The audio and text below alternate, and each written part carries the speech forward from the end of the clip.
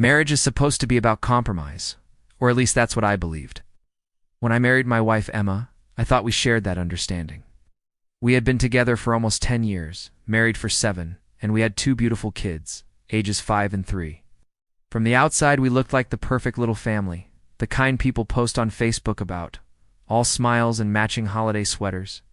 But behind closed doors, things were far less picture perfect. I worked as an IT consultant for a logistics company. It wasn't glamorous, but it paid very well and gave us stability. My hours were usually regular, though sometimes I worked late if we had system rollouts or emergencies. Emma, on the other hand, had been a nurse before we had kids. After our first was born, she insisted she wanted to stay home, and I agreed because I wanted her to be comfortable and the baby to have her care. For years, I carried the financial weight. I didn't complain. I worked hard, came home tired, and still did my best to be present for the kids, read bedtime stories, played in the yard, and tried to make sure Emma felt supported. But recently, something had shifted in her attitude.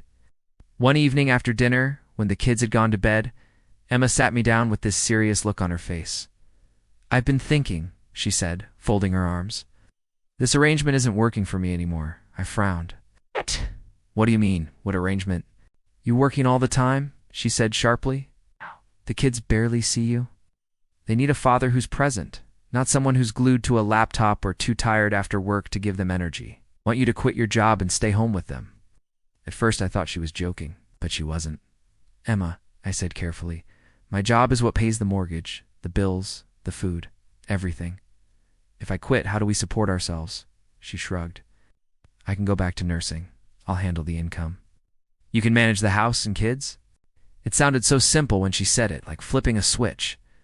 But I knew her old nursing salary wouldn't come close to covering our current lifestyle. Plus, I liked my job, and I had worked hard to build my career, so I told her no. Calmly, but firmly. That no turned into the biggest argument of our marriage, and I had no idea it was just the beginning of something much bigger. The argument that night went on for hours. Emma kept pushing the same point over and over, as if repeating it would wear me down. "You don't understand," she snapped, pacing the living room. "The kids need you. We need you. What kind of father chooses spreadsheets and meetings over his own family?" "That's not fair," I shot back. "I don't choose work over family. I work for this family. To make sure the kids have everything they need. To make sure you don't have to stress about bills. If I quit, we'll drown in debt." But she didn't want to hear it. She crossed her arms, her lips pressed into a thin line, and said, "You're being selfish." That word hit me hard. Selfish. After years of sacrificing, of being the only breadwinner while she stayed home, after taking extra shifts so we could afford vacations, after skipping lunches so we could save for the kids' college, selfish was the last thing I was. I tried to reason with her. Like, if you want to go back to work, I'll support you 100%. You can hire childcare or figure out a schedule that works for both of us. Quitting my job is not realistic. She rolled her eyes. Always an excuse. It's always your career first. The next week, things between us grew colder. She barely spoke to me, except when necessary. When I came home from work, she'd hand the kids off like I was a babysitter and disappear into the bedroom. The tension in the house was unbearable. Then one afternoon, I came home early. On the kitchen counter sat a stack of papers. At first, I thought it was just some mail, but when I picked it up, my stomach dropped. It was divorce paperwork. Emma walked in and saw me holding it. "I didn't want you to find out this way," she said flatly. "But you've left me no choice. I can't stay married to someone who refuses to prioritize his family. I already talked to a lawyer." My heart pounded. "You're really ending our marriage because I won't quit my job." She crossed her arms like she had already rehearsed this moment. "Yes, if you won't step up, then I'll find someone who will." That line cut deep. But what she didn't realize was that by filing for divorce, she had just set into motion a chain of events that would shock her far more than she ever expected. The next few weeks were a blur. Emma officially filed for divorce, and suddenly our home, once filled with laughter from the kids, turned into a battlefield of icy silence and curt exchanges. I threw myself into work, partly to distract myself, partly to prepare for the legal storm that was about to hit. My lawyer told me to document everything, every text, every email, every financial contribution I had made. Emma, meanwhile, seemed confident she would walk away with everything. She had stopped cooking, stopped cleaning, stopped doing anything around the house, as if to prove that I was already failing as a partner and father. Her lawyer sent me a list of demands that nearly made me laugh in disbelief. She wanted full custody of the kids, alimony, child support, the house, all while claiming I was an absent father who prioritized work over family. The irony was bitter. I was the one paying for everything. Without my job, the roof over our heads, the food on the table, and even her phone bill wouldn't exist. I didn't fight dirty, though. I kept calm, collected, and organized.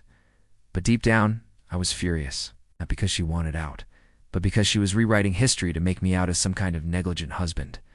Then came mediation day. We sat across from each other in that stuffy office, lawyers at our sides, documents stacked like towers of proof. Emma looked smug, like she'd already won. Her lawyer began.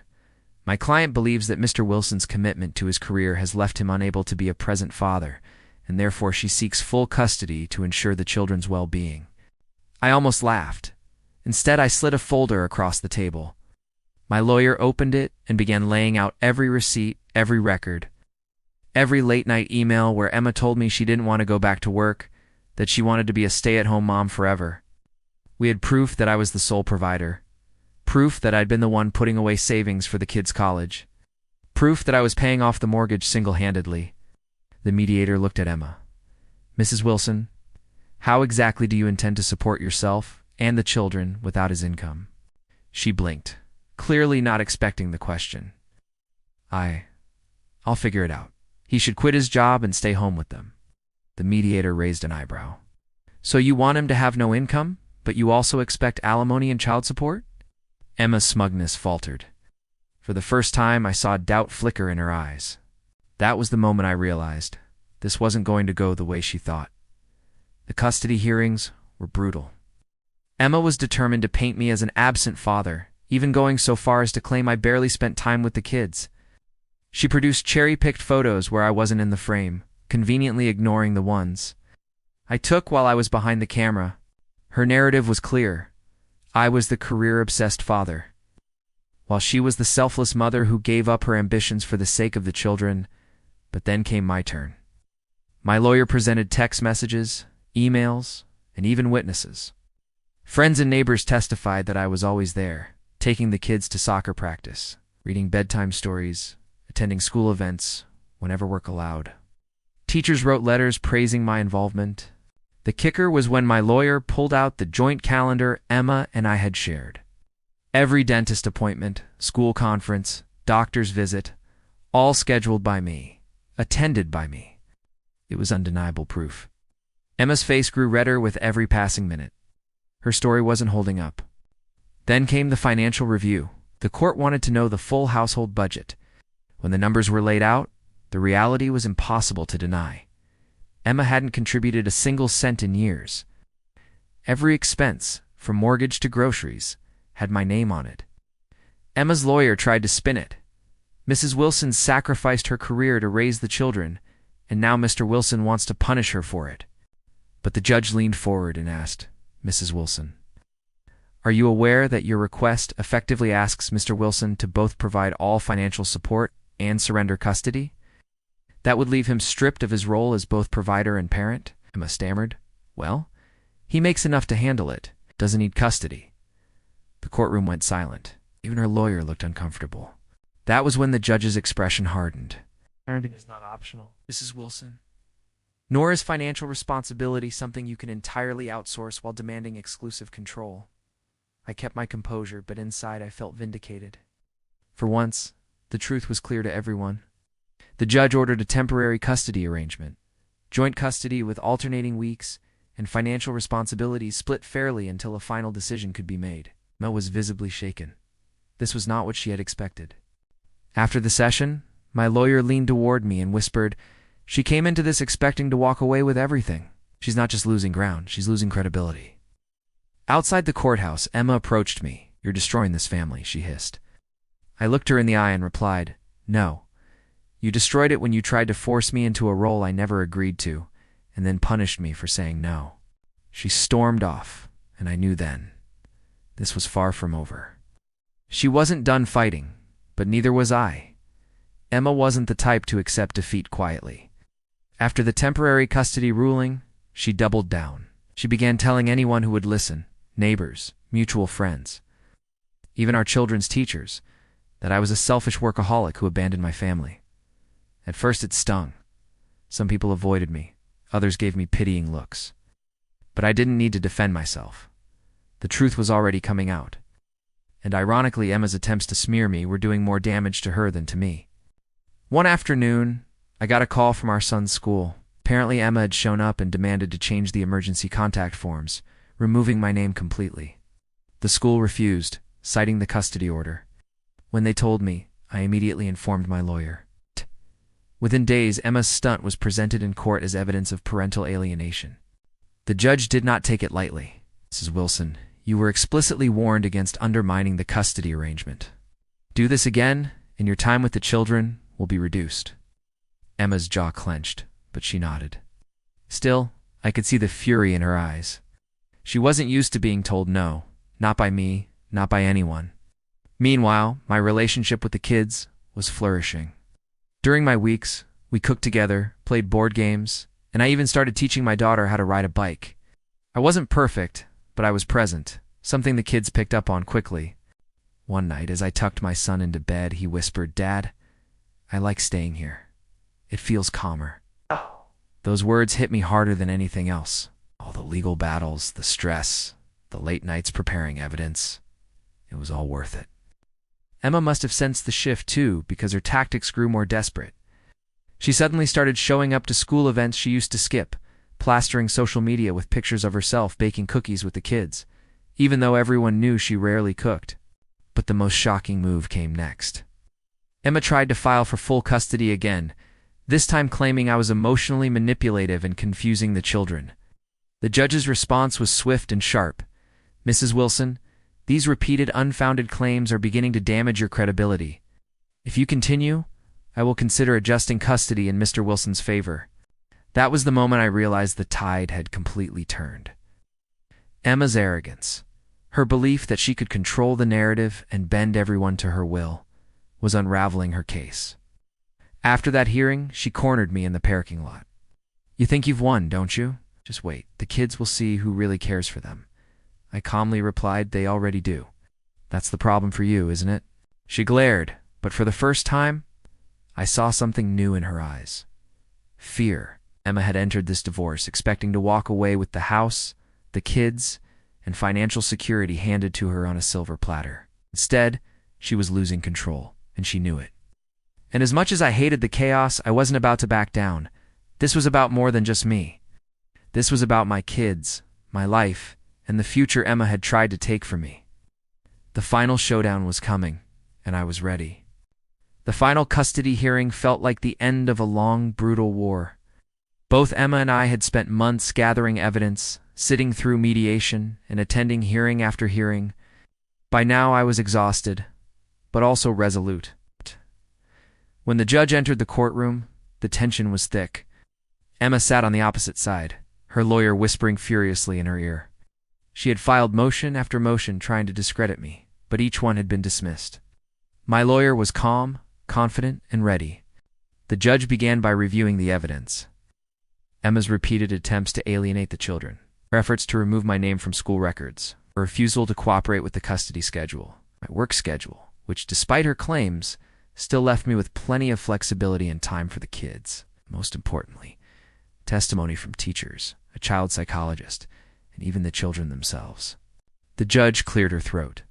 "It is clear to this court that while both parents love their children, one has demonstrated consistent responsibility, stability, and a willingness to co-parent. The other has demonstrated a pattern of manipulation and disregard for court orders." Emma's face went pale. Then came the ruling. Joint custody would remain, but primary residence would be with me. Emma would have visitation, but far less than before. Emma's mouth fell open. "That's not fair. He works, he doesn't have time," she protested, but the judge cut her off. "Mrs. Wilson, fairness is not about convenience. It's about what is best for the children. Right now they need stability." I felt an overwhelming mix of relief and sadness. Relief, because the kids were safe with me. Sadness, because this was never what I wanted. I had hoped Emma would step up and co-parent with me. Instead, she had chosen to fight until she lost nearly everything. After court, Emma stormed past me without a word. Later, I heard she told friends I had stolen her children. But the truth was obvious. She had sabotaged herself. That night, as I made dinner with the kids, my daughter hugged me and said, "Dad, I'm glad we live here now." My son nodded in agreement. For the first time in months, I felt peace. Emma thought filing for divorce and demanding I give up my job would break me. Instead, it exposed her true nature, and in the end, it cost her the one thing she thought she controlled: our children's loyalty. As I tucked the kids into bed, I realized something important. Sometimes, standing your ground isn't just about protecting yourself. It's about protecting the people who depend on you most. And that's exactly what I had done. Emma tried to use manipulation, guilt, and control to get her way. But in the end, the facts spoke louder than her accusations. Now I have stability, peace, and a home where my kids can thrive. Not because I gave in, but because I stood firm. If there's one thing I've learned, it's this. Being a good parent isn't about giving in to pressure. It's about showing up, staying consistent, and protecting your children even when it's hard. Don't forget to like, subscribe, and leave a comment below. Love to hear your thoughts.